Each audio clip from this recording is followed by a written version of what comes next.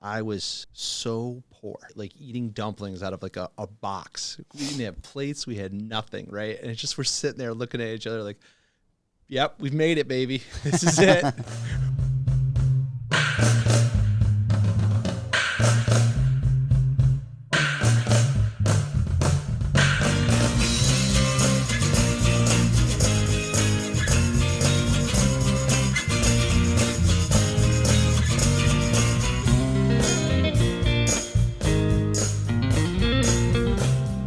Okay, welcome to Fruiting Body Podcast with your host, Brendan O'Neill. We are a medicinal mushroom company located on the island of Phuket, Thailand. Product's not out yet, it's coming. Today, I am rocking my Siamese Dreams pajamas. I got that. Nice. I thought I was going to fuck that up. One of our guests, Mika, was on. She gave us this. I'm not here to promote it. I was too lazy to get dressed, and I have a special guest today that came in all the way from Canada. This is no, he's from Buffalo. I'm just messing with him. This is my buddy Marty. He's living in Pensacola. We used to live in China together. And he's going to be telling us about his story of why he's visiting me. Like, who the hell would come visit me in Phuket? And his trip to India and his business in China and India and Pensacola as well. We're going to piece that all together. He's been in dealing with China and just business abroad for the past 15 plus years. So we're going to learn about what drove him to China, what type of business did he get into, what he's doing now, and what is next for him. So without further ado, let's get this shit started. All right, Marty, you've been here for about 3 days. It's about time to go home tonight. Yeah. But thanks for joining. Yeah, you're more than welcome. Glad I'm here. Yeah. He came down. He was doing business. Well, let's take a step back. We'll get into that business trip of what brought you to Mumbai, and then came over to Phuket to chill out a little bit. And but first, let's start with a little bit about your background. Where are you from, and what kind of drove you to Asia? We don't need to know about your childhood, so this isn't a fucking psychology. You don't want to know? No, don't. Nothing. No, maybe a little bit. A little bit? Yeah. You did play hockey. Yeah. I believe so when you're from Canada. Yeah. No. Yeah, just take us back to, who was little Marty growing up, and what led him to go to China, and what did you get involved in? Well, the CliffsNotes version is originally from Buffalo, New York. We have the better view, of the falls. Debatable. Not really. It's kind of settled. I'm settled on it, at least. And then went to college, was going to be a high school history teacher, graduated college. I don't know how, but I did. And after that, went home, back to Buffalo. From there, I was, lined up to do master's program, get into suburbia high school, Williamsville South, high school history teacher. Everything was set up. And living at home, working 3 jobs, working at an ice rink, a manager doing the retail at an ice rink, and substitute teaching. And then from there, my brother's like, dude, what are you doing at home? You're stupid. You don't have an amazing relationship with my parents. And then he goes, why don't you look for like a master's program that puts you overseas? So I started looking online. I find a program that sends me to China. And I tell my brother, he's like, well, I was thinking more of like, Australia or England, somewhere where I can go and visit you and enjoy it. China's, sounds pretty exotic. So I get into the program. I do an interview. The dean of students is talking to me, and he goes, you know what? There's a lot of people that have already been in part of the program. They've been overseas. They've been to China. He goes, what is your international experience? And I, with a straight face, told him, well, I played hockey in Canada. And he laughed. He laughed at me. And, so we got, okay, so the 2 tracks, right? You had linguistics and you had business, right? And business was just kind of like how you do international business. I mean, it's not really useful, but since I had already done the linguistics part in undergrad, I decided to do the business part. And from there, I took those classes, got my degree, graduated, went back because we had to do like 2 more classes back in Concordia, back in California. So we went back there. Then from there, took a cross-country trip all the way back to Buffalo. And it's like, you know what? Going back. So another buddy of mine, Noah. Going back to China. Yeah, going back to China. I think you know Noah Vogelson. Yeah, I know. Jake. But how old are you at this point? What year was this? So I was 25. So this is like 2000. Like on the second trip going back. Yeah, second trip. So it's 25. We're in the early 2000s. You know, this is all pre 2008. Yeah. So pre-crash and everything there. So then end up going back, Shenzhen University, did some Chinese class there, was working odd jobs. I was so poor. I was so dirt poor. Yeah. I mean, there's Noah and I like eating dumplings out of like a box. We didn't have plates. We had nothing, right? And it's just we're sitting there looking at each other like, yep, we've made it, baby. This is it. We're making it big time.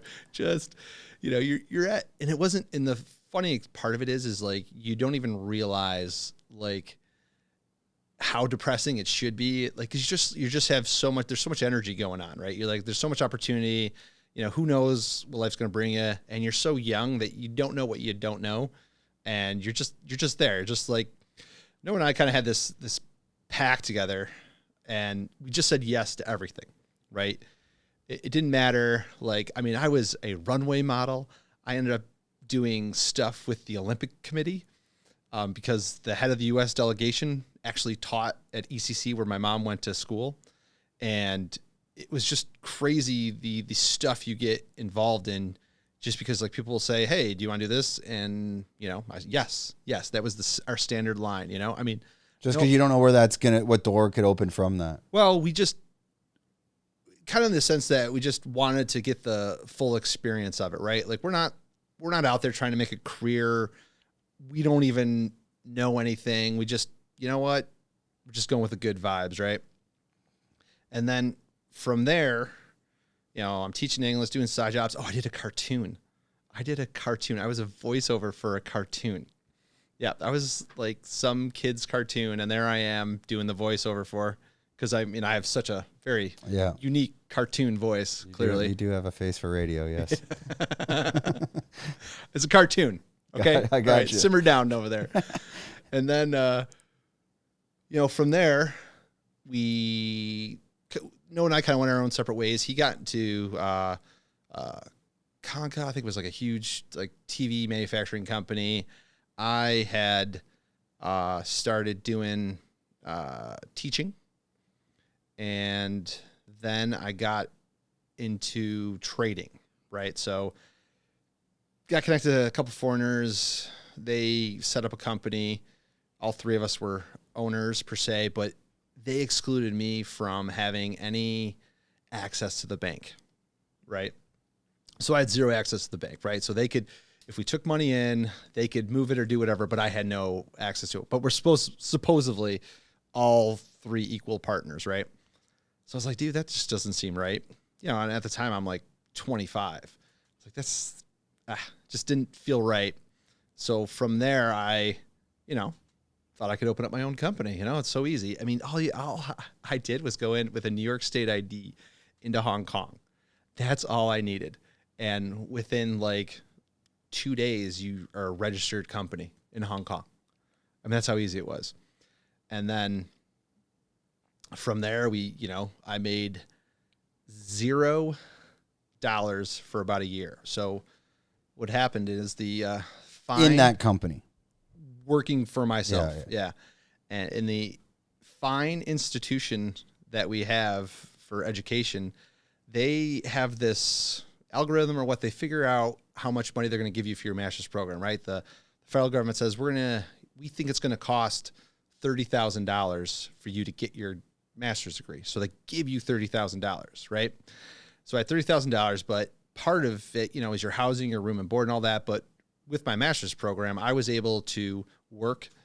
Housing was free. So all I had to do was pay for classes. A bunch of the people traveled, went to Europe, went back home.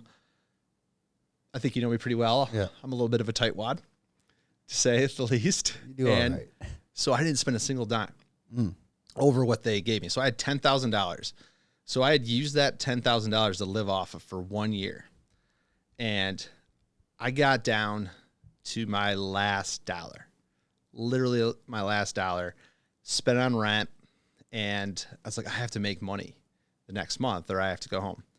Didn't make a dime, nothing. Right. So I'm on the phone, and at this point I'll back up a little bit. I was working at a sauna factory, a dry heat sauna factory. So I had met a guy that was in the same program learning Chinese, and he owned or was an owner of a sauna factory. So it's a dry unit kit. You know, they come collapsible. You buy it, it folds up. It's infrared heat. And I was doing QC on the factory floor. So I was working 9 hours a day on the factory floor, making sure stuff was working. But I hadn't actually had any money yet. So I was completely broke. I called home. God, I hope my parents don't hear this. So I had called home. I mean, I was basically in tears. I talked to my father, and my father gets on and he goes, I need $500 for rent. Can you guys give me $500 for rent? Just send it to my U.S. account. I'll take care of the rest. I'll figure it out. Dad's, yeah, no problem. No problem. Not take care of it. Don't worry. And I was holding back, choking up. My mom gets on the phone. She goes, we are not giving you the money. This is a loan. You have to pay us back. And if you ever ask us for any more money, all you're getting is a one-way ticket back home. And I am I was speechless, right? I am broken man, not making any money.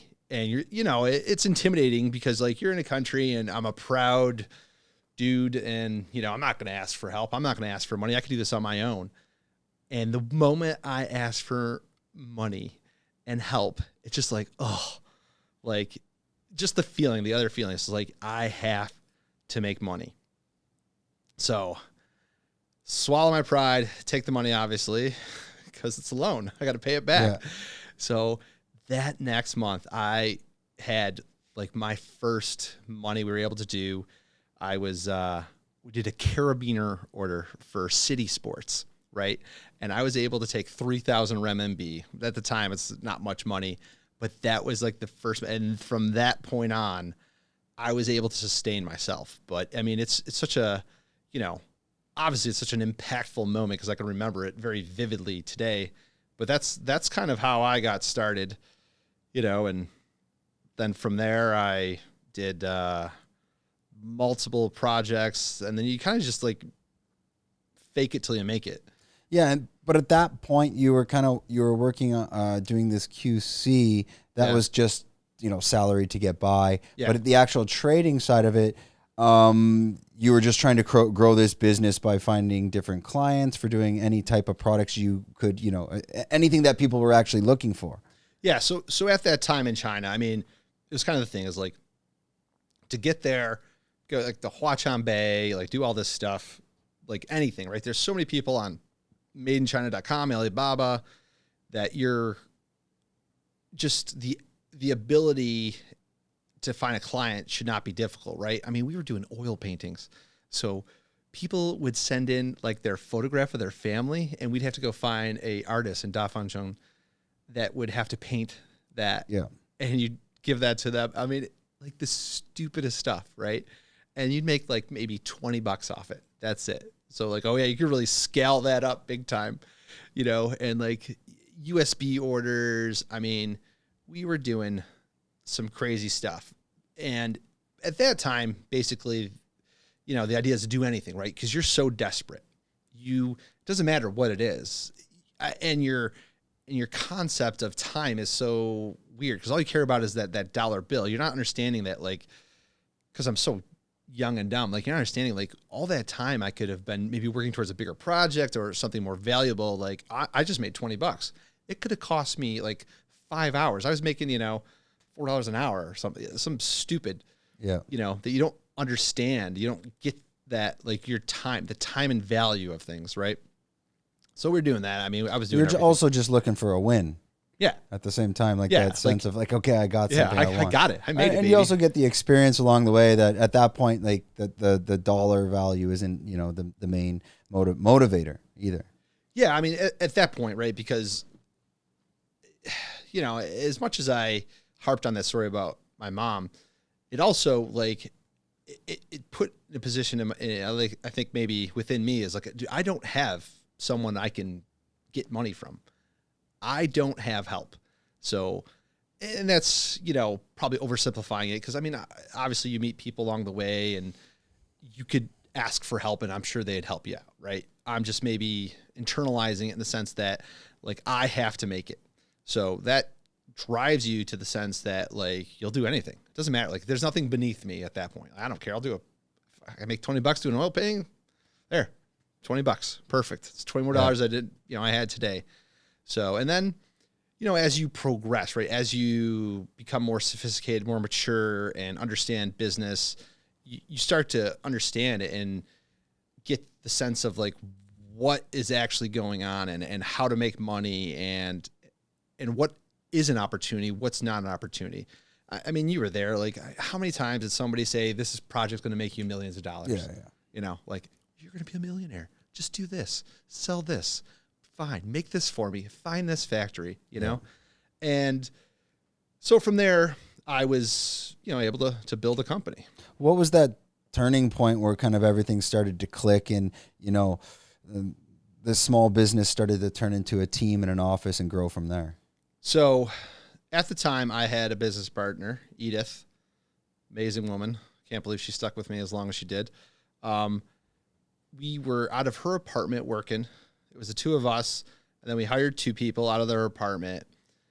And then eventually we were working with City Sports a lot. I mean, we did the race bags for the Boston Marathon, right? I mean, there's so many crazy projects that like, I can't believe I had my hands involved in. So we did the race bags for the Boston Marathon. That put some good coin in our pocket. And then, I mean, I can't remember the exact project or the exact amount of money, but then we were self-sustained, that we could have salary, had 2 employees. And then at that point we're like, you know what, let's make this a little bit more professional. So then we got an office, right? And then from there, I got a lucky break. I was home in Buffalo, New York. It's USA, not Canada, for our listeners out there. That I was at the right place at the right time. That so buddy in Buffalo, back in the day, I used to work at Darien Lake doing concerts in the summer. I was in the box office, right? Just a knucklehead doing will call. This is like Six Flags, no? Yeah, Six Flags Darien Lake, exactly, right? So I was doing that, and shows you how dumb I was. They didn't trust me on the computer system to do ticket sales. So all I was allowed to do was look for names and give out tickets. That's it. You're not that smart enough. You can handle a computer, buddy. So, they might have the same opinion today. Yeah. No, I'm joking. No, you're not. We all know that's not true. So that, so stupid experience. My buddy is like, hey, my girlfriend's uncle is there, and can you get him some tickets? So I know how the will call works at box office. I find him some like front row tickets, backstage passes. I don't even remember the concert, but needless to say, he's working at a OEM manufacturing, Tyler Devices, and then get him tickets. So now we fast forward to present day. He was doing something with generators or something. And my buddy's like, well, why don't you talk to Marty? He's in China right now, because they were getting their generators they're doing like container full generators. And he was a sales guy, and he goes, well, what are you doing out there? I'm, sourcing, doing this and that. And I'm actually in Buffalo right now. He's like, well, that's funny, because we're actually in China right now. We had just went through like the Better Business Bureau or something, or the Chamber of Commerce. That's what they did. Yeah. They went through the Chamber of Commerce, found some factories in China, and they were literally about to get on an international trip and go out there, right? So I go in there. I am 26 years old at the time. These guys, I mean, have been doing this business. It's OEM parts. And they've been doing this business for 50 years. And some of these people are older than my father, and they just have like 30 years experience. I am 26 years old. I have, what they did is they printed out all the pages of my website. They printed it out and they asked like 100 questions. I answered every single one of them. And basically the only difference I saw is they knew nothing about China at the time. So, and just me being there, I knew 10 times more just because theirs was zero, right? Yeah.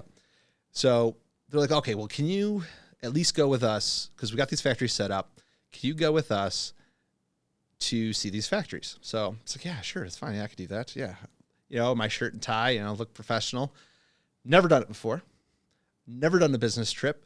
Never booked a hotel. Never, in terms of, like, you know, business, trying to figure out how it works or international flights for a client. So figured it on the fly.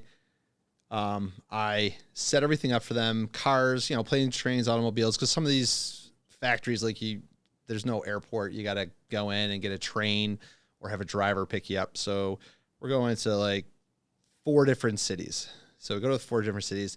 And the thing at the time was that the U.S., I don't want to speak for the entire U.S., but at least within manufacturing, right, it's very standardized. Like, this is the procedure we do. This is how we do it. And they assume that everyone does it the same way, right? Like, if we give you a PO, you're supposed to do a sample, right? You do a test run. You do first article inspection, second article inspection, in-process inspection, you know, final inspection. So they've given all these guys POs. They're thinking they're going in to see, like, first article inspections, right? They think they're going to see a part, right? What they're doing, their product. Not a single one of them, of the factories, had anything done, right? Nothing, right? Because the U.S., or I don't say the U.S., but the client at the time, that purchase order was a contract, right? China, it's a piece of paper. It's nothing, right? Nothing starts until you get that 30% deposit. Yeah. I have no relationship with you. I don't know who you are. You know, I'm not moving a finger until I get that deposit. So basically the purchasing manager at the time is like, well, I think we need to work with you.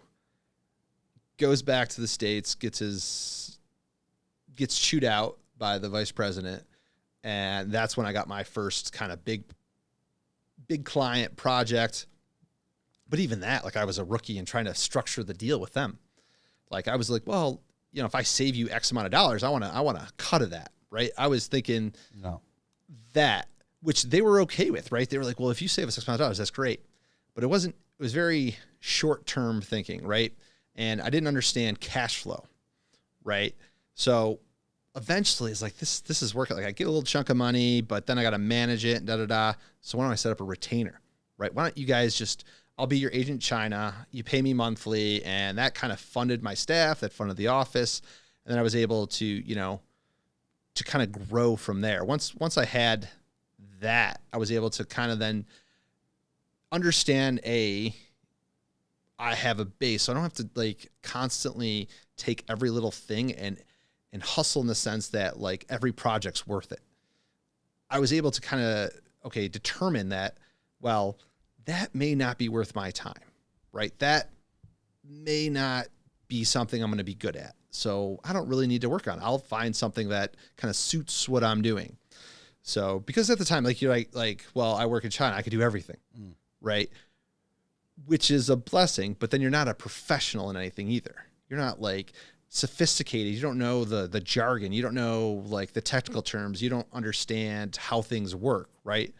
Like, yeah, USB. Okay, well, how do you make a USB? Yeah, you go to Watch on Bay, you get the end product. Here you go. But how does that work? How do I, you know?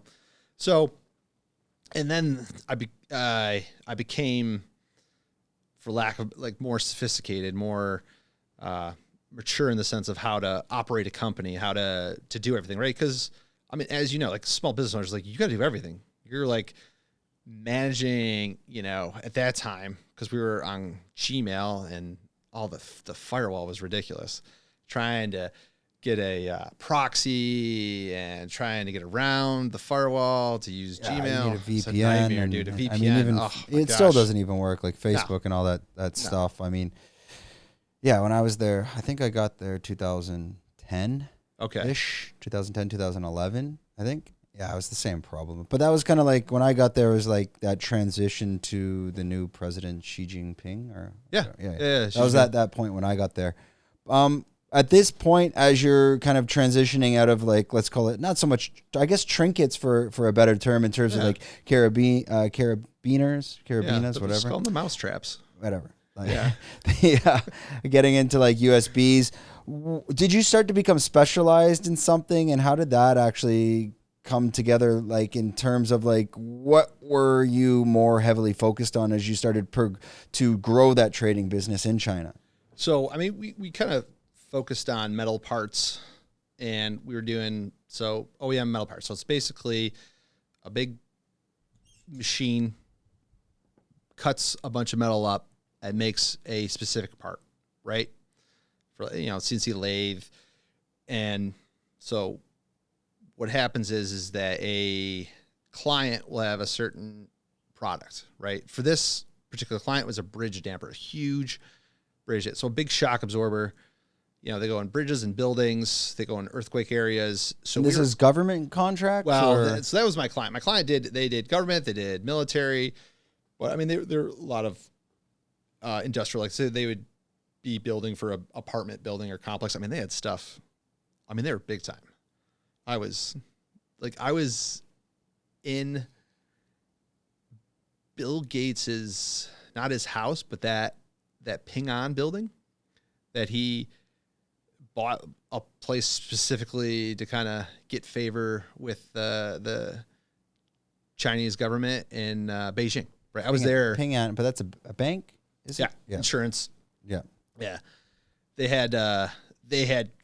were building a building right next to the bird's nest, right? In Beijing. In Beijing. Yeah. For the opening ceremony. And I was in there, and it was just like crazy, like how you kind of get like, I can't believe it, dude. I'm like, I was supposed to be a high school history teacher, and I'm underneath a bridge, one of the largest bridges, in Shanghai, just looking at bridge parts, like I know what the heck I'm doing. Like you're asking me for advice. You guys are really in good hands. Yeah. How did you wing yourself through those conversations where they can get more technical, especially like your operation? I'm assuming you don't have the engineer. I'm not an engineer. You're not an engineer. Yeah. You probably don't have engineers, but you need to have those conversations. Were you doing a little bit of research to understand it better? Were you talking to the factory, or were you just winging it? So, to be, because I'm from Buffalo, right? And my big client was from Buffalo at the time, right? And we kind of have this blue collar mentality. If you're honest with me, dude, I'll help you out. So, their team, their technical guys are in. Chuck was the guy's name, the head of QC at the time.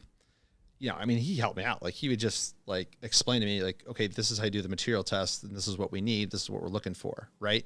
This is the hardness. This is our range, right? He actually I'm looking at these mechanical drawings, these prints. I don't know what it is. No idea. I see there's a shape. Yeah. And I see it. But he may not even realize how helpful he was and how appreciative I was at the time, but he would explain to me the scale, like, this is what you're looking at, and this is what we're trying to measure, and this is how you would measure. This is the tool you would use, like an IPD gauge or internal threads, and he would literally just explain that with me. And he was like, for SGS, I think he actually went in and helped his company get certified. So like SGS for ISO, I'm sorry, not SGS, ISO, right? ISO certification. They have people come into your factory and, do you do X, Y, Z? Yeah. Right. So he'd come in and he would tell you, basically this is what I need, for your company, right? I need this material cert, that. So he would tell me, and I would basically translate this in Chinese. And through that process, I learned well, this is how it works, right? It's the same. we're going to 6-7 factories, same questions, every single factory. Well, what is that like the biggest barrier or obstacle you face dealing with the Chinese, especially, are you dealing with like, massive factories in Chinese that already have that experience building similar parts? Or are you pretty much like working as like a joint design and manufacturing partnership with them? No. So like you're walking in, and the Chinese have like their whole wine and dine, right? So like, we would show up and, we're like blue collar kind of, with maybe jeans and a button down shirt. They come in shirt and tie, they're looking all nice. You're driving around in a Mercedes, like that. Their whole concept of like wining and dining is like, we go to these 5-star restaurants, these huge buffets of food, and and then obviously you get to that KTV world, that typical, trying to build a relationship, go out drinking. And I was kind of a rookie at that, right? Like my first business trip, we do that wine and dine, and they're like gombaying, right? And I'm getting loaded, like where I am not able to walk. I think one of my clients like took a humdinger, right? Like off one of the stages or something, dude. It was like, oh my God, it was so bad. The next morning, I woke up, I was fully clothed, had not changed. My hotel door is wide open, and my phone is ringing. Like, you got to come down for a meeting for breakfast now. And it's the factory calling. And I'm like, all right, let's get this, you kind of just suck it up, get down there. So, but to answer your question, some of these factories were very small.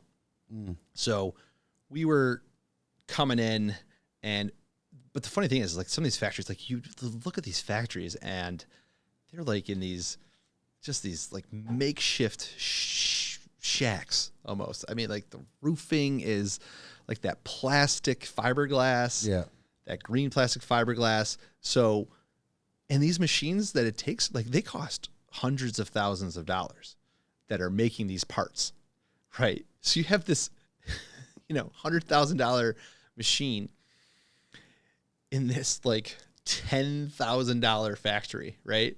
Their equipment that they've invested in, they get like a lot of secondhand from Germany. There'd be a huge secondhand market. Today is night and day, dude. That from what I saw starting off to today, like, they've totally doubled down. Are those factories, when they're doing that wining and dining experience, is it more or less like maybe they aren't the best factory and that's kind of their way of saying, hey, let's become family because we might not be the best at what we do? Or what is the game behind that? Like, why are they always trying to get you absolutely blackout drunk the first couple times you meet up with them? I think it has a lot to do with their culture, because I don't think it's exclusive Chinese, right? It's Korean, Japan. I think it's a more of a male-dominated culture. To be honest, like all my clients were all men. They're all men. We're going out drinking, having a good time, having fun, right?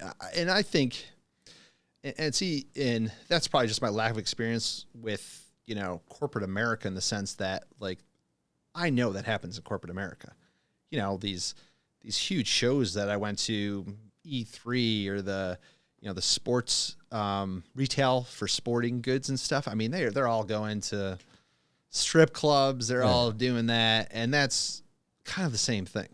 It's just a different flavor, right? Well, the Chinese, like, even when I've been there, I find they go to the next level quickly. There's no like casual drinking beers even from the get-go. It's immediately gambay. The head honcho or whoever the boss is of the Chinese factory will go around and take always like a shot of beer with everybody. No, you're right. You're totally right. And you'd have to keep up with them. And usually the ones, there'd be maybe one assistant that's already like at a business meeting that's puking on the floor and can't even make it to the bathroom. Oh yeah. That's pretty spot on. Yeah. there's probably a few nights I could say that's exactly what happened. I mean, like why they do that, I would assume that, I mean, I don't think, to be honest, I know they don't do it just with like foreign clients. They do it with themselves too. It's not like they're just doing it to kind of impress us. I think part of it is just to be the top dog. Like, I'm the boss. I'm not drinking. They're trying to drink you as well. I remember I had one, I was with one of the bosses in China, and they're taking shots of like Hennessy. Yeah. They don't sip it. No. And but as Canadians, no, I'm joking. But I mean, we're used to drinking whiskey or, dark liquors and that. So, I mean, you kind of grow up like that when you're a kid. So they try to, drink you under the table, but it doesn't work. They're the ones puking passed out. Well, it's because you're Canadian. Yeah. And you're like, all right, have another one. And you don't realize that they're actually trying to like have that moment with you, like who's going to collapse first. Yeah. And 9 times out of 10, you're fucked up. Yeah. But like, you're not. I'm like, so we getting another bottle or what's going on? What are we doing here? Doubling down? And then they're like passed out puking in the bathroom. Yeah. I'm like, all right. For anyone, like, what would you do differently if you were first kind of coming to China to get involved in trading? And I think the way that people can understand that when you say the word trading, it's not like stock trading in that sense. It's more like you are a middleman, essentially, or sourcing is another way to put it. Yeah, that's exactly and people can understand that what that involves. It would be essentially like a client will come to you and they're already buying, I don't know, let's call it this mallet. This is actually from Tanzania, so it's not the best example. So yeah, good job. that was the worst example. Let's take this coffee cup. So they'll come to you and say like, yeah, I get this coffee mug and it cost me currently, I don't know, landed $3. I want to pay. Can you land this for $2? And and then they keep 50 cents and you keep 50 cents, something like whatever. But that type of sourcing, people need to understand. You're not just finding the product. You're finding the right factories, the right relationships. What is the MOQ for them? Yeah. Also, who's going to be doing the quality control? How do you handle the payment terms? Getting it in, getting it out, and then also the project management, logistics, and going through the whole customs and putting it onto the table of your client. So a lot of new people coming to this world trying to just simply find a product in China and drop it on the doorstep of Walmart. It's not simply just finding a product and dropping it on the step. There's all these other avenues that you have to go through. If you were to start all over again and the focus was this type of sourcing and trading and just getting your feet wet, and I want to find products in China, I want to find, maybe a major retailer in that sense, like what steps would have done differently, or what would you do first? Or could you walk maybe anyone that's listening to that the best practices? So, to answer your question nicely, from what I know now, would I do it again? No. There's no way. The reason I was able to do what I did at the time was because I was so dumb, so naive. I didn't know what I didn't know.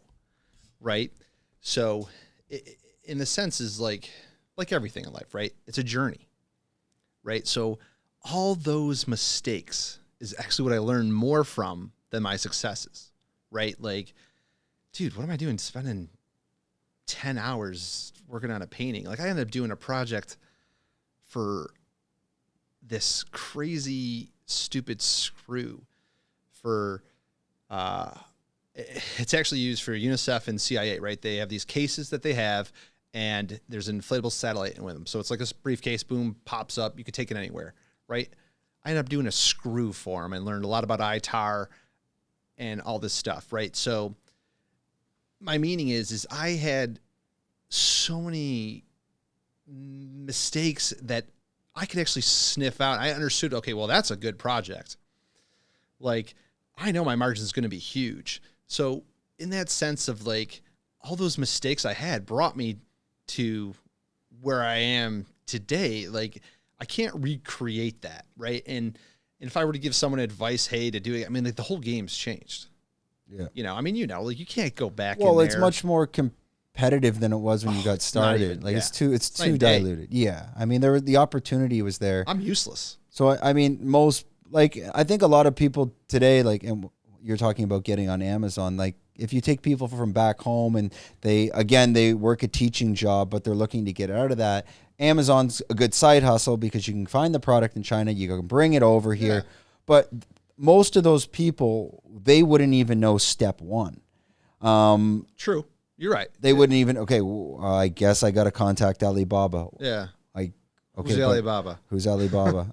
Okay, how do I find the product? Okay, now I found the factory. Yeah. Okay, now do I call a team in China to do a factory audit? Yeah. Oh, that one failed. Got to find another one. Yeah. Okay, this one passed. What are their payment terms? There's so like I'm going. That's the Cliff Notes. I know, but you're like, just think about you know all that, right? Yeah. Like, how do we unlearn that? I'm almost struggling to put myself back in my shoes. Is like, I didn't know like what a payment term was. I didn't know what inspection was. What am I looking for? But I mean that learning experience, like I was explaining, like if I'm doing trading on crypto or Forex, it's a skill set I have now to do technical analysis, to read a chart. Yeah. That skill set can always make me money for the rest of my life. That skill set of what you learn in China, of the whole, all aspects of business, that you can now, and plus working in China, like it could be 20 years from now, you could be retired. Some guy that you're retired with, you're having a cigar and whiskey, and he says, hey, by the way, I got this product. We can do like 100,000 pieces. Could you get that for me? For you to hop back on that bike would take seconds. True. And I,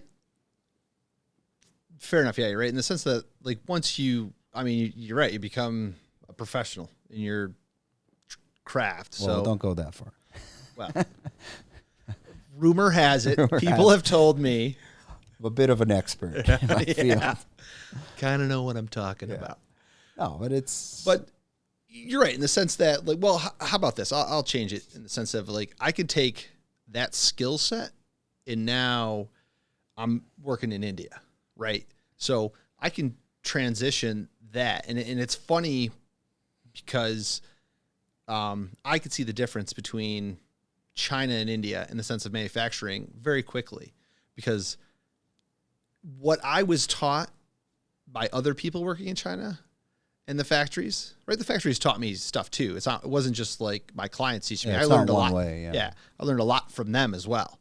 That now I'm actually teaching the factory in India. Like, well, this is how you do it. I mean, this is standard. And it's funny too, is because I even will trip up on myself as like, why are you asking that question? I mean, this isn't like a thing. Like, no, you pay the bank fee. I don't pay the bank fee. That's how it is. Like, why didn't that $13,000 you wired me? Why isn't it exactly $13,000? Because that's your bank. You pay the bank fee, and they get all hung up about that stuff, and it's funny is like what you take as now standard and operating procedure is technically not a standard operating procedure for somebody else in another country. So there's that avenue that I'm transitioning over to another country and learning, okay, well, that's not how it works here. So what are these major differences you've seen in manufacturing between China and India? Well, China's definitely, so like how I was first describing some of the factories that I was in, and then if you fast forward to later on, like I was in like one of the largest cardboard factories in Asia, right? In Hainan, right? It was enormous. Like I can't even tell you how many square miles or kilometers. I'm sorry. Yeah. I can't put that together. Yeah. How many square kilometers this factory was? It was huge. They had buses to get from one parts of the other, right? And it was, so toxic. They had like acid in the air, but that's a different segue. But that is where they're at today. Like India's not there yet. India's not even close. Yeah. Not even close. Like they're probably back, and I'm sure you can just Google this. It's not like I'm telling people something new. They're probably about 15, 20 years behind. Hopefully they could, shorten that gap up. I think they are working Do you feel at do you feel that they are like China was when you first came to China, or are they even further behind that? I think that's a pretty fair comparison. Probably, but maybe a little bit further behind, But I think that China's economic model is being studied and copied throughout, and you see, obviously there's the different governments per se between China and India, but you could still take that model and implement it. Now, it won't be perfect because you're dealing with other variables that China didn't have to deal with. But, I think they were talking about like, hey, this is going to be an economic zone specifically for metal stamping. And, we're going to get a tax break on power. They're going to allow us to get some water, for some of our processes. So they're getting there, they're understanding it, they're paving roads to factories and trying to probably shorten the time to get to port, So, they're developing. They're developing. They're getting their stuff together. Are most of the factories, are they coastal? Like I'm assuming there's a port out of Mumbai, there's ports out of Bangalore. Are these factories, are they more inland? Are they more difficult to get to than those factories in China? Yeah, they're more difficult to get to because India was never set up for export. India was set up for domestic. Everything was related towards domestic, right? Now that is something, right? Like I could sell enough hoses in India. Why do I need to sell them overseas? There's enough, this. Well, I don't need to go overseas. But I think you have I'm making massive generalizations here. I think you have a different set of the population now, right? They've been overseas. India, obviously India's IT, right? Nobody thinks of India as manufacturing. No, you always think software. Yeah, software. Software call centers. Right? Yeah.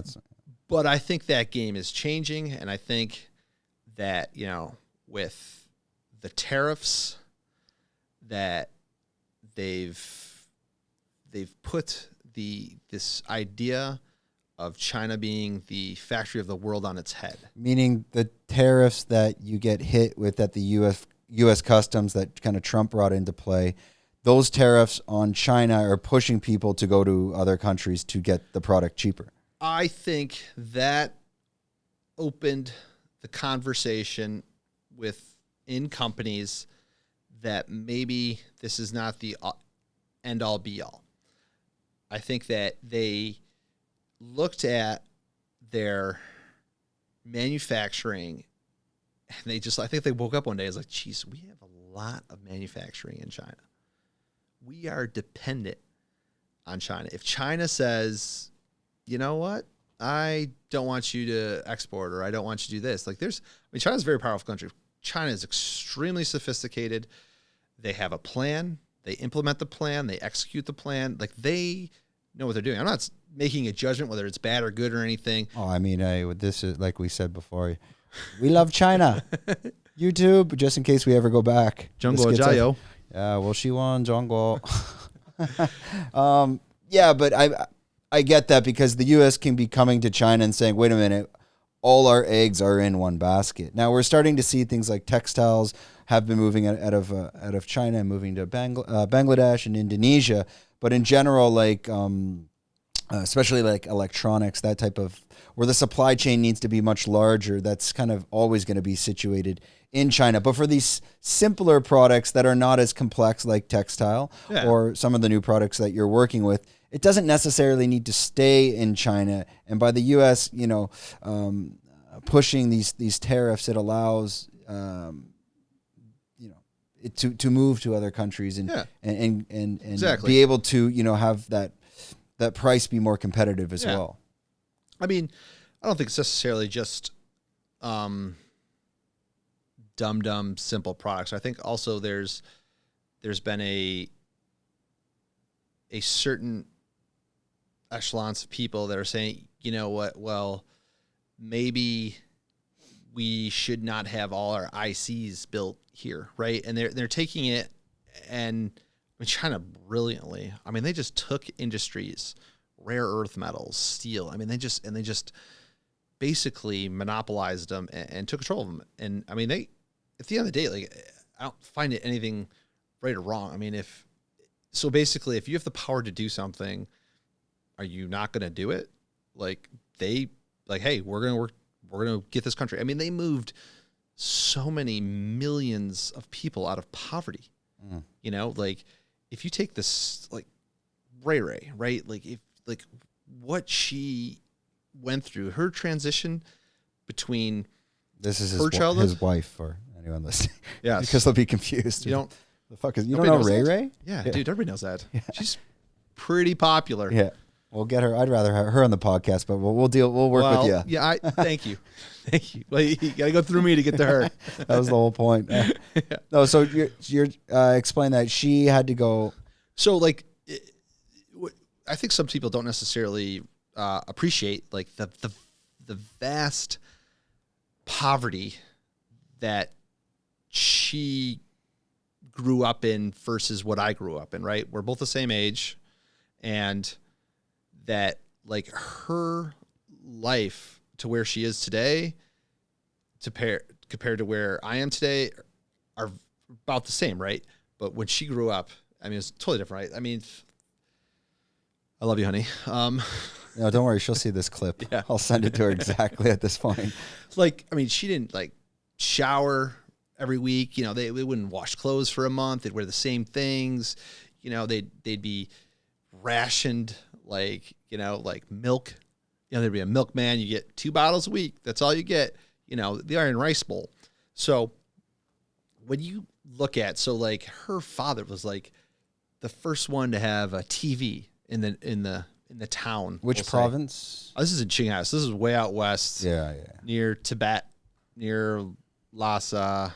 So there's no industry out there anyways, or not much. Little fun fact. That's where they made and developed the nuclear bomb. Huh? Yeah. All right. Yeah. Little fun fact. Right. Just so you know. Oh. So if my kids are running around with a couple of hands, I don't know, more than 2. Yeah, it makes sense now. Yeah. So she grew up from, like, that, right? The first TV, the first car, the first this, like, her, you know, like, lipstick, high heels, right? Like, the first, right? Like, I can't say that my father wasn't the first to have a first TV or the first car. My grandfather wasn't the first. Yeah. You know, in town to have a TV and a car. You know what I'm saying? Like, to go back in the U.S. and, you know, U.S. is 51st state, Canada, to go back and to use and find, like, people or your family members that, or somebody that, to say that, I mean, it has to be so far, right? This is Ray's grandfather, you know? Like, that's crazy to think about, right? And then, and you know, China today, I mean, it's like, it's so technologically advanced, you know? Like, it's crazy how they have everything, how they're all extremely, you know, everything's done online, everything's instant. The past 30, especially since, like, the 80s, even places like, I mean, you can look back at pictures of Shenzhen in the 80s. It's a fishing village. Yeah, and now look at it. It's like, and that's the interesting part when you're living in China. Like, when I first moved there, 2011, like, they were literally building cities within the city. Yeah. And you when I was there, it's like they would throw up, like, I don't know, 10 skyscrapers in, like, a year and a half. Yeah. No problem. Like, there'd be new metro stations done, new train lines done a year, no problem. To do that back home could take 10 years. Oh, look at the Big Dig in Boston. I mean, look at like stupid little things we take forever to do, and it costs so much money. But I mean, at the end of the day, like, so if you remove some of the politics, like China being where it is today, and the massive amount of wealth that it's generated, and removing and taking all those people out of poverty is a good thing for the world. It's a good thing for people. I mean, on a humanitarian basis, like, that is amazing. I mean, like, if you understand if you know their history, I mean, they had, you know, they were trying to urbanize the entire population essentially, but millions of people died from starvation and everything. And to do it so quickly is, like, the world has never ever seen anything like it. But And probably will never again. they're still doing it. Like I'm still curious what will happen with those ghost towns, if they'll just completely be demolished or. Yeah, but I mean that's like a headline, you know, like Yeah, and that's not China. Like that's not. But it's interesting to watch how it's all come together and like these, like I worked with older Chinese guys that like their childhood was literally growing up in a mud hut. And they would tell you that they're like, yeah, like we lived wherever you were in Shenzhen, it'd be like, yeah, we live, east 12 hours in a car. And once you get out there, it's like you're coming from a mountain. You'd always have the joke, like, at the factory, like, what mountain did this guy slide down? Type of thing. But I mean, even they would have that internal joke because I mean, that's what China was. Like you would get in a taxi in Shenzhen, and like if you don't speak enough Chinese to give your taxi driver directions, you won't get there. One, Google Maps isn't going to work because it's blocked. And two, there's a really good chance that guy just got there that day. Yeah. So he doesn't even know the roads. So there's that aspect as well that was quite difficult living there. Do you ever look at your friends I find back home? And I find China it made you like a bit more rough around the edges where you kind of just don't put up with shit or but also in the sense that like, they're not that easy in China, and you always find the way. It's just never a straight arrow. And then when you move to countries, like especially back to the U.S., but for me to Thailand, it's like there's nothing that they could do wrong here that I'd be like that I haven't already seen. Like for example, you go to dinner, let's say in Thailand, and a meal's wrong. Yeah. Well, in China, like you might not even get your meal. Yeah. So like, oh, I got it. Great. Is it the wrong one? Yeah. Am I going to eat it? Sure. And they'll ask, can I take it away? I'm like, well, I asked for a lap guy and you gave me pad thai, but you know what? I like both, so I'm good. But then you'll watch these green people that first moved to Asia, and like they demand that same like lifestyle and a service as they got from back home. And sometimes I look at these people and just roll my eye, like you have no idea. Like you think it's hard here? Please go live in China for 1 year, and you'll be screaming to come back here. Yeah. Well, I think that like once you get that temperament, right? Like I mean. Like I should be in Buffalo, New York, playing hockey, rooting for the Bills and the Sabres, Yeah. Okay. which are phenomenal teams, by the way. And I'm going to call it here first, Buffalo Bills Super Bowl. So which century? So that like, it takes, I mean, maybe not a certain people, maybe it's by dumb luck. And not necessarily all of us that have gone overseas. I mean, there's some people that are still assholes that have been here for a while. But you see how many don't make it. Yeah, but like I think you lose that edge. You lose like that like okay, like there's bigger problems in life than you messed up my order for food. I think we talked about this a long time ago. Do you ever notice that like the one thing I try to stay true to is not to lose your manners? Oh yeah. And it's nothing against China. I think it's just the culture, right? I mean, you could be eating. I've been eating it outside the 7-Eleven, and a Chinese guy will come literally up to you, look you up and down, eat an orange, and spit orange seeds on the ground in front of you. Oh yeah. And he's not being rude. It's just that's the culture. But I mean, I don't want to turn into that guy. I mean, I know I am a bit. I could tell you a few stories. Hello, easy. Don't worry, I got Hans here that can cut out anything. Cut out this, and we're back. Hans, how much? How much would it take? You give me a number. Give me a number, preferably in bot. But so, good story. So we're driving with my wife up in these pristine mountains in Qinghai, way out west. Beautiful, right? Foothills of Tibet and the Himalayan mountains, and we're driving. My father-in-law just takes his plastic bag. We're walking by, just throws it on the ground, throws a bunch of trash on the ground. I'm like, really, dude? Like in the cleanest. Yeah. Oh, it's beautiful. Like we're talking about like picture perfect. I go and clean it up, and we're like with a big group of people. I was trying not to make a big deal out of it because, I mean, okay, I am a little bit of an asshole, but I was just trying to, save face for him. Yeah, you don't want him to lose face. Yeah, I don't want him to lose face. But yeah, dude, I fucking pick it up. So Riri's mom sees it, makes a big deal out of it, calls him out. It's like, look at the foreigners keeping this place clean, and so it is in the sense. How did he respond to that though? Oh, he was totally embarrassed. I totally messed up. But he probably did it like naturally, because I'm sure. I don't think it was like malicious. No. Yeah, like they just weren't brought up that way, and like hiking. Yeah, but I've had this conversation with people before. You have to also understand we were the same. Well, not me and you. Yeah, no, you're right. We were the same in the 70s. Yeah. And then you get those, I don't want to say it's propaganda commercials, but remember the Indian with the tear and stop littering, or Australians had one marketing campaign called Do the Right Thing. And then we went through that whole recycling phase when you're, in elementary school. Yeah.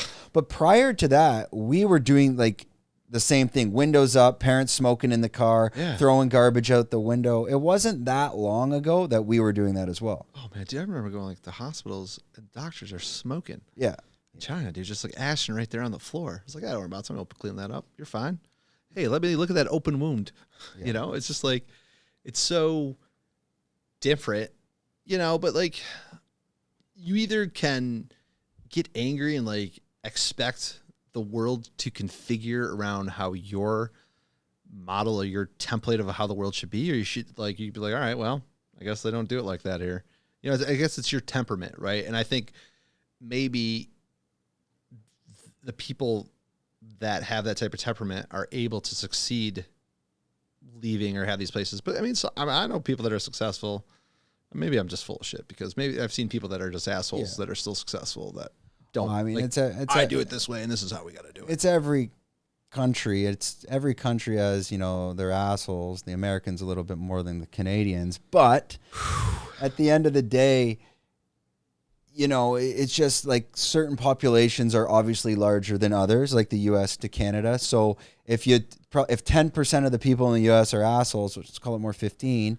And we got 10% in the Canada that are assholes, whatever. So now we got 3 million assholes in Canada, but in the U.S. you got 30 million, which is pretty much the whole population of Canada. So as you spread out around the world, you're the bigger asshole. Yeah.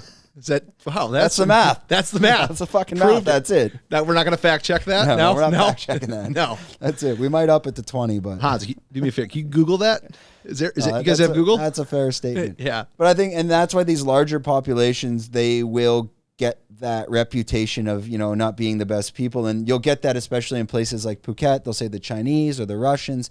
But at the end of the day, it's only because there's more of them. So it's just a simple statistic, let's say. Don't worry, we love the Russians, we love the Chinese. It's not the point of that. It's just there's more of them. For example, you're not going to meet 150 people from Botswana here, and you'll meet one, and you're probably going to be. It's going to be a simple encounter, but I'm sure if I met 100 of them, one of them's going to be a fucking asshole. Yeah. Right. Yeah. Simple math. There you go. Turn that into a reel. Have the whole fucking world hate me. Yeah. Simple math. Yeah. Everyone's a fucking asshole. Yeah. So when did you, now let's jump a little bit ahead. We're at an hour and 10, 20. We're getting near the end.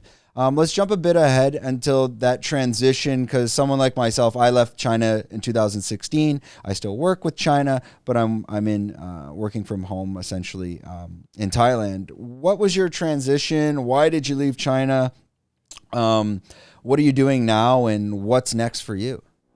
Basically, I've had enough rice. That was it. What about noodle? No, I've had as much rice as I physically could handle. Yeah. So why did I leave China? I grew up, I think, and realized that, so at this time I am married with a child. Well, I'm not physically with a child. My wife is with child. And, I kind of had the idea that I wanted to go back to the States.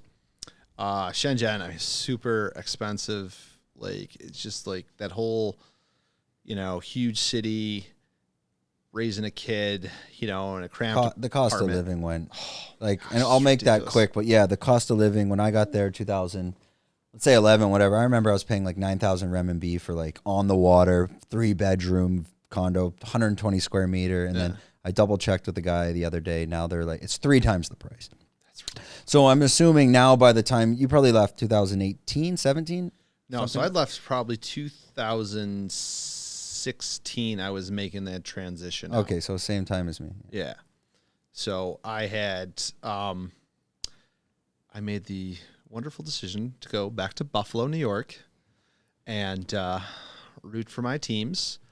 But so kind of, I guess my frame of thought at the time was, I had some pretty tragic things happen to me in China that I could have probably left China and bailed out. But I was kind of determined and stubborn in the sense that I was not going to leave. Like, lack of a better term, China was not going to beat me, right? Like, I'm going to leave. You're not going to tell me when to leave, right? So we'll do a short story of this. Bad business deal. I was dealing with the Chinese mafia. They were roughing me out. I had to deal with the police. And, I mean, it was a little scary. But, so I did that, and I strategically outmaneuvered them because I'm pretty smart. That's one of your statistics, I believe. And so I got there, got my feet back around the company, was doing pretty well, and all right, I'm doing good. That's good. No, I didn't interrupt because that's the intro we'll use, Hans? Chinese Mafia. Perfect. Thanks for that Appreciate snippet. A little tidbit. Thanks for that snippet there. A little tidbit. Make both our lives easy. Yeah. Continue. It's just and that album cover. Where's Andrew? Just make that Chinese Mafia. That's the thumbnail. Yeah. Perfect. That's this whole podcast. And we're done. That's all we needed. Yeah. So I get back. The company's running well. We're doing good. I mean, it was a huge ego blow how I transitioned, but now I'm doing well. Company's doing well, and all right, I'm gonna transition back, right? So I take the bold step of go anywhere in the United States. Where do I go? Buffalo, New York. I like to believe I'm a little bit strategic thinker. You know, like I'm familiar with it. I like it. So we go back to Buffalo, New York. I end up staying with my parents for a bit, probably a bit longer than Ray wanted. Actually, you know what? That's not true. It was actually good because, like, she got to know my parents real well and how amazing the both of them are, and she loves them. Don't worry, they're not watching this. Yeah, I hope not. And that she was able to like keep things simple. Like my dad would help, you know, and at the time, so we had already one child. Griffin, he was. But you're coming over to Buffalo. You're also attempting to run the business now from the U.S. So you're going to be working nights, but yeah. you're keeping that wheel spinning. Yeah. So technically, at the time, the company was kind of running of itself. I kind of like took a sabbatical. Okay. Like I took a 2-3 year sabbatical. Like I would come in.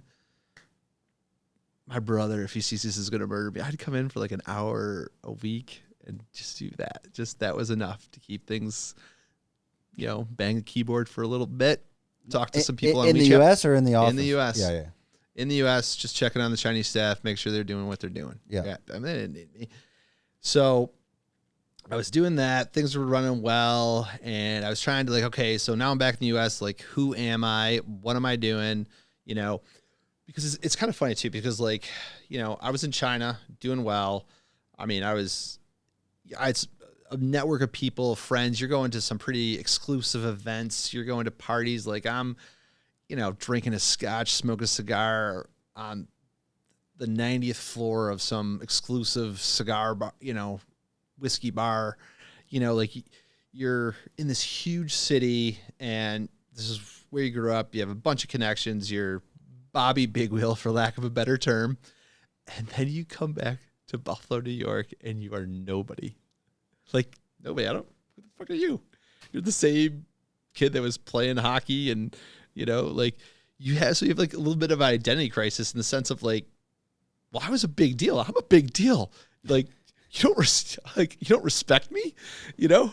Knocks you down to size quick. Oh, totally, dude. You go fucking shut down. Yeah, 0 to hero, or hero to 0. Yeah.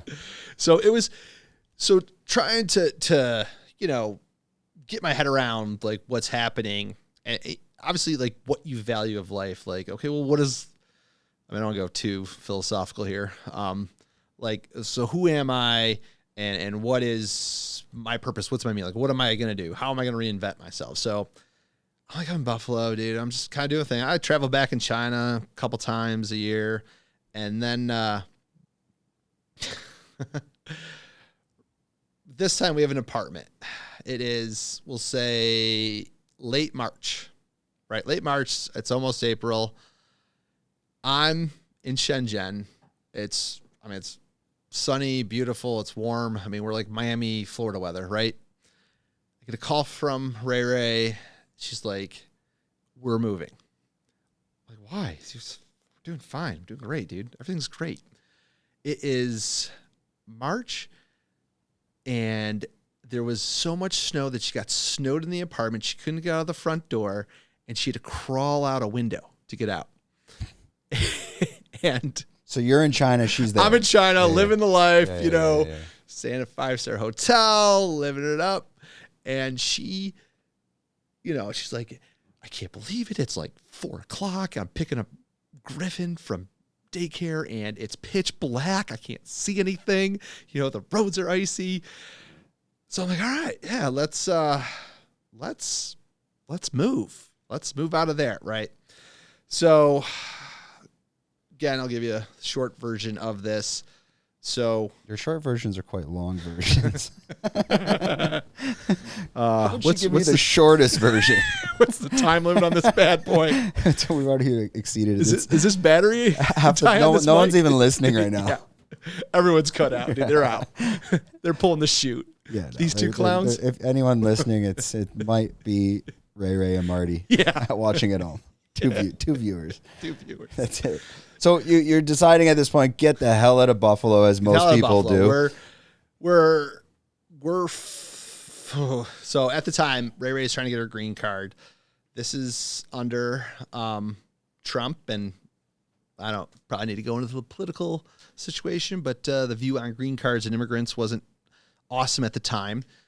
She gets denied her green card. We're in an interview. The guy's telling me, this is at the interview for the green card. Oh, no problem. Like, you can get this. So to get this exemption for the denial of the visa, he tells me this process to fill out. I'm like, yeah, okay. Guys shoot me straight. I'm in America.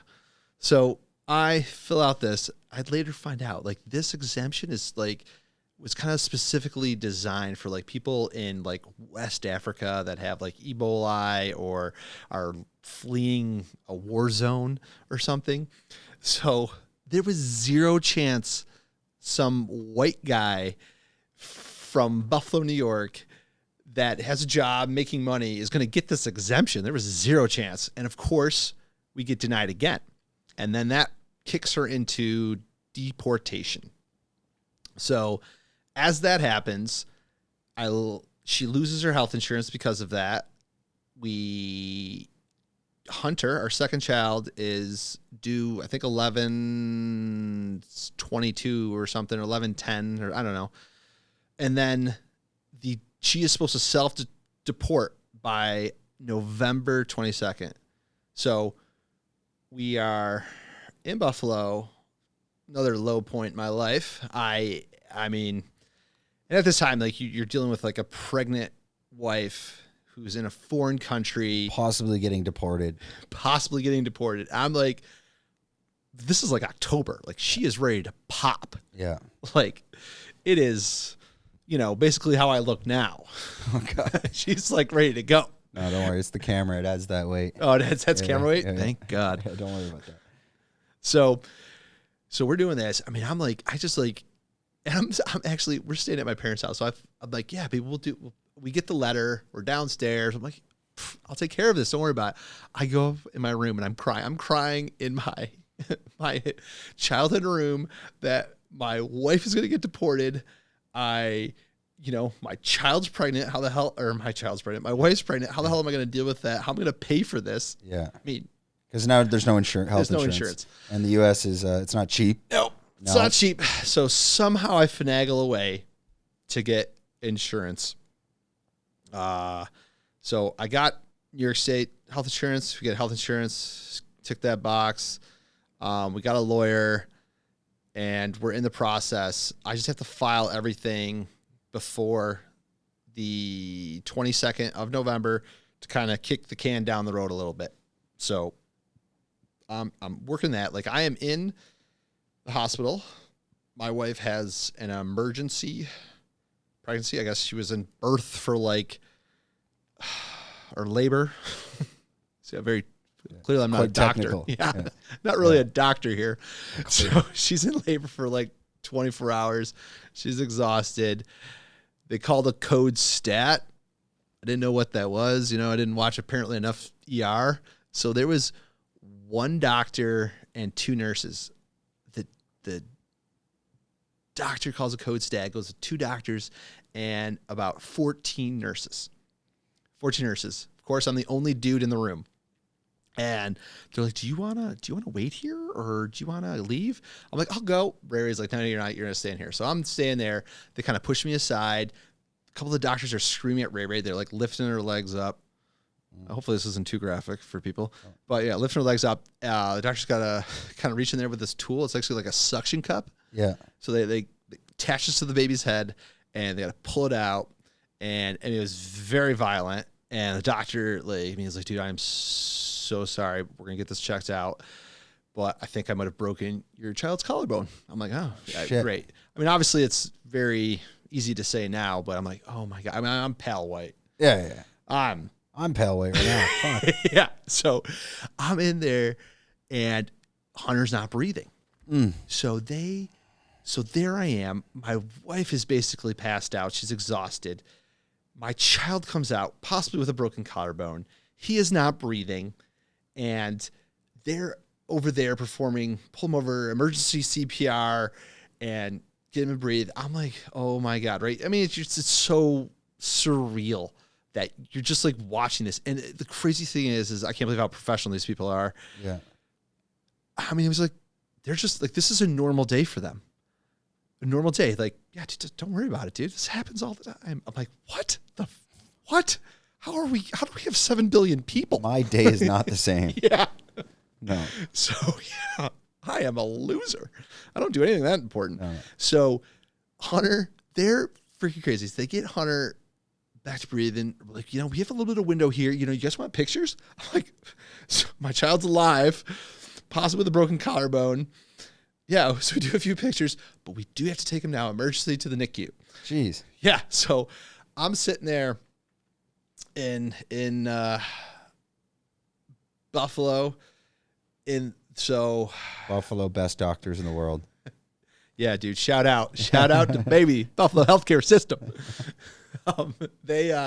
So Hunter's in the NICU. I'm sitting here. My lawyer's yelling at me at the phone to get this stuff done. My kid's in the NICU. I'm in a waiting room trying to get all this documentation down.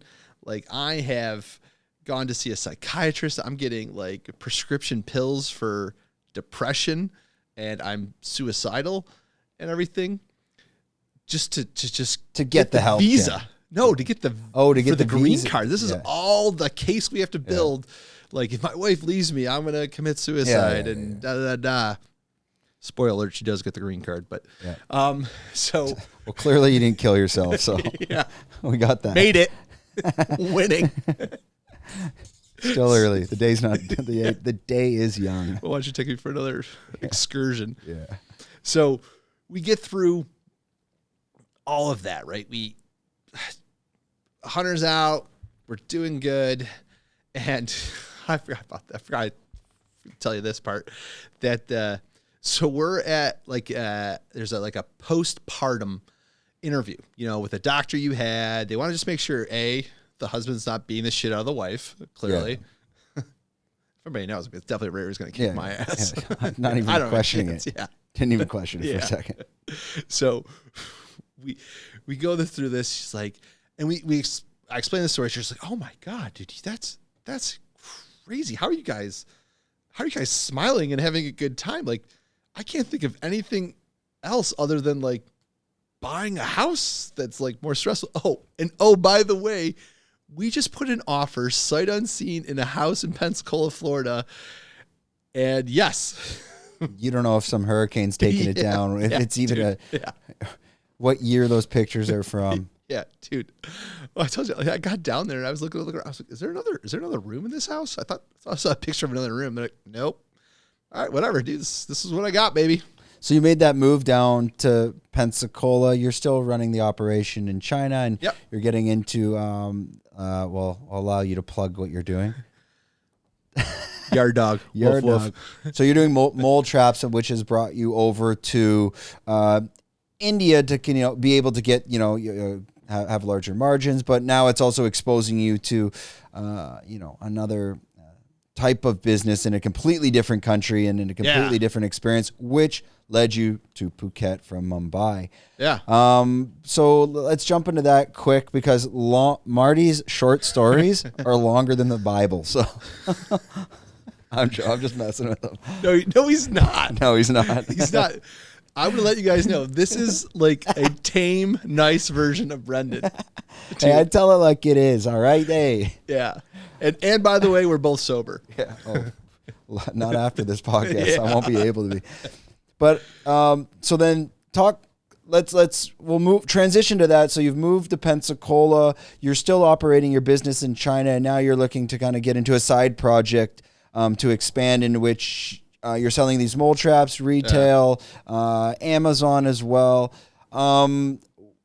What has that experience been like? Why did you decide to take that project on as well? Okay, so to kind of explain what I do. So basically what I usually do is I take a client's idea and I make a product out of it. Right? So a client will maybe give me a sample or a print or a picture, or sometimes they even describe it, right? So I'll take that and I'll get a factory to open up a mold or make a sample, do a 3D rendering, or, do a quick, 3D print sample, right? So in this instance, now I actually own the product, right? So a buddy of mine, Sam, kind of say, hey, I got this opportunity. Let's do this mold trap, right? So we have this company. We're 50-50 on it, and he does the, he'll get us in the door, with Rural King, Tractor Supply, for all those people that know those. Nobody knows. Very large Home Depot. Oh, there we go. Okay. Yeah. So, and we're in Amazon as well. We're out of stock, but different story. So basically, instead of me making someone else's product, now I make my own, right? So soup to nuts, we make it, and we're manufacturing it over in India, Baroda, India. And just north, you're going north in Mumbai. Yeah, north of Mumbai. Yep. And it's out in the sticks. India's vastly different, and India's a lot different, and their business culture, like how I was talking about, like the drinking and the KTV and the women of China. Yeah. So I currently, when I go to this factory, I stay at a non-alcoholic, a vegetarian hotel. And I thought, the first time I was there, maybe it's, this is a one-off. So I asked it to another hotel. Nope. I found the second. And it's all like that. They're all like that. Yeah. Yeah. They're not really doing the whole whining and dining experience. It's still relative. Not at all. Yeah. It's totally different. And it's good. Which is a breath of fresh air, because you've done that song and dance. I've done this on dance. Actually, I have a pretty good relationship with the guy who owns the factory. I actually go over to his house. We have dinner. Yeah. They try to give me their spiciest stuff to eat. And they're like, wow, dude, you Americans can eat spicy. But it's all vegetarian as well. And this is all vegetarian. So I'm assuming it's more Hindu up in that area. Yeah. Okay. We'll go with that. Yeah. So now you're working, and you're basically taking this concept as a mold trap and maybe trying to tweak it here or there and make your own product and kind of run with that product line through retail as well. Yeah. What? Don't give me that phone. No, it's just like you made it sound so much better than what it really is. Like, do I have to pay you? I think so. You want to clip that? Yeah. Just put it on like a testimonial. No, on I your want website? that. Yeah. Well, you're gonna have to pay. Yeah. Yeah. I mean, this is let's do. Let's run with it. We'll do a couple clips. Then you got them. You got testimonials for the website. Maybe. What is it? Yard dog? Doesn't matter. Tell me any prog. It is the best mole trap on the planet. Yeah. I had this mole. I still can't get rid of it. But if you had it, no, it's the best. So you're running at that. Is that kind of a side project in terms of you're looking to sell the brand? Or is it something short term, long term? So that basically is the project that I'm saying kind of F you to the to working project. That's kind of like the one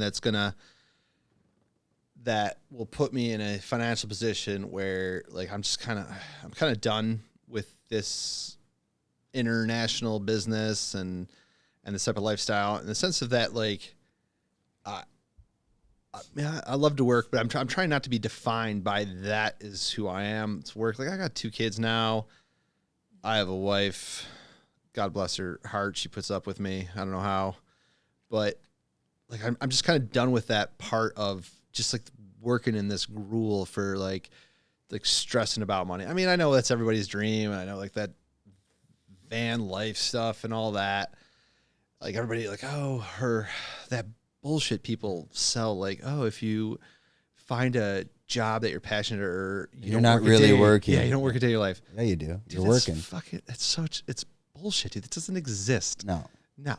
Yeah. Like, go run a ice rink, or go a surf start shop. a podcast and Do it. We're not even getting paid here, and I'm working. Yeah. Way too hard, by the way. By the way, no, we're not taking sponsors. That's our rule. No sponsorships. We'll ride this thing into the ground. Well, good thing Yard Dog's not going to pay you. No, that's the whole plan. Yeah. So that's what I'm trying to get into a different phase of my life where, I can do things I like, with the people I want to do them with. Are you planning to eventually use that to step aside and kind of be like, not even semi-retired? Like you'll always, I'm assuming, have something to keep you busy on the back end to, challenge yourself. Yeah. It's not like I'm going to like go like start golfing all of a sudden. No, clearly we've seen that. Maybe, but I'm going to bet no. But just trying to remove that financial pressure out of your life that like, dude, like you're just,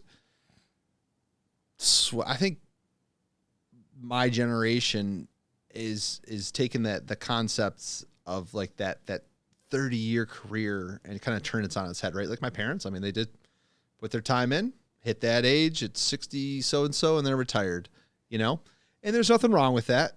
People do that and are very good at it and enjoy that and like that security and that sense of self. And that's good. That's fine.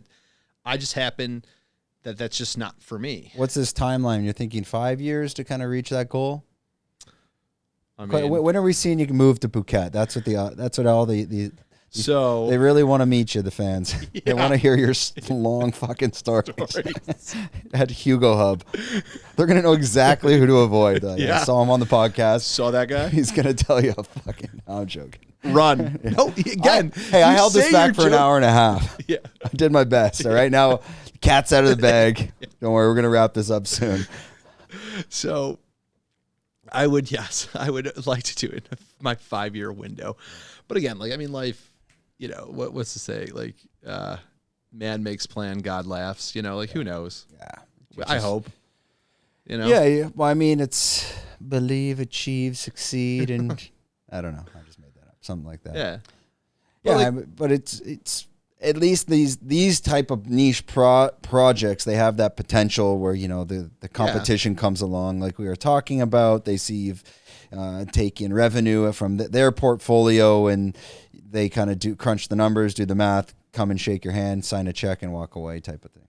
Yeah. I mean, that's the plan. That's the idea. Yeah. So everyone, this is, if you want to make some money and retire, find a product, go to China, piss off some large corporation and hopefully they show up with a check. It's so simple. Easy. That's it. Easy. Hans, you hear that? That's all you got to do. I mean, you watch like YouTube and all those stupid real estate or do this or all you do is resell on Amazon. All you gotta do is this or I have this magic formula to take in all these products. I'm like, oh my God, dude, people buy this? I bought them. I bought a couple. Did you? Yeah. I believe it. Well, for the Amazon stuff, when you learn that, you gotta find the fundamentals. Otherwise, you're kind of going in naked. But at least with YouTube, the information, it's free, it's easy. You can kind of get the grasp of it. Most of those programs are like, if you're purchasing them, whether it's like crypto trading, Forex, it's all a scam at the end of the day. I mean, you can learn it on your own. Yeah, I mean, it's... but I think we're like, as a society, as people, like, we're getting this like this skewed data, like this get rich quick and like this, just, travel the US in a van and it's so cool, and like, I could just put pictures on Instagram and I'll get paid for it.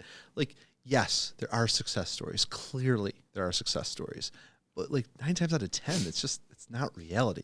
It's not how it works. Yeah. A lot of it's smoke and mirrors, just hot air too. I mean, let's say these Instagrammers as well, like they might be showing they're living this great lifestyle, but behind the scenes, what are they doing? A lot of them are penny pinching along the way. Like I've talked to a couple of them where they're like, they're literally they're not really getting paid. It's like they can go hotel to hotel to do a post to stay there for free. But do you really want to live like that? You're basically a gypsy hobo at that point, in my opinion. So all you fucking van run around. All right, cut me off. You get me all fired up. All right. We're going to wrap this up before I piss off the rest of the world. We've had a long day, but hey, check out my pajamas. I need to get another pair. They're so comfy. I pretty much wear these all day. My girlfriend's like, you need to wash them. So shout out, Mika. We need more pajamas. Before we wrap it up, maybe Marty will get some clients out of this. Don't worry, he won't talk your ear off on the phone. He's a great guy. He's a great housemate. He's been over downstairs. He's amazing. So we'll pass that back to Marty. How can people get in touch with you if they're looking to connect with you on the sourcing and China side and that business as well? How can they reach you? I think everyone should contact Brendan's media manager. Do not. Yes. Don't tell them my secret. Want his phone number? I will give you his personal. That'll never make it online. Phone number. Oh, I think it will. Just give them your goddamn website or get out of here. You can contact me at. Don't give your email. Your website probably. Yard Dog. And any of the China side sourcing, if people are looking to... Merlco Consulting, Merlco Consulting. Consulting.com. Yeah. Merlco Consulting.